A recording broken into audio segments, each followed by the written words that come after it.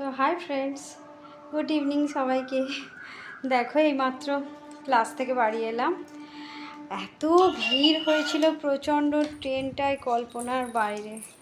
আর আসতে না আসতে একজন কি চালিয়ে রেখেছে দেখবে।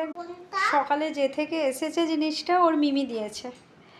ও ভালো রেজাল্ট করেছে বলে ওর মিমি ওই খেলনাটা ওকে অনলাইনে পাঠিয়েছে। সেটা নিয়েই সারাক্ষণ মাথার কাছে চালিয়ে রেখেছে।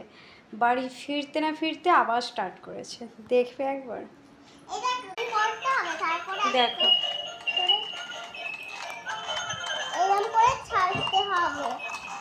ও কি এখন আর ছোট আছে বলো? এত বড় মেয়েকে যেমন মিমি তেমনও, দুজনেই এত বাচ্চাদের খেলনা দিয়েছে।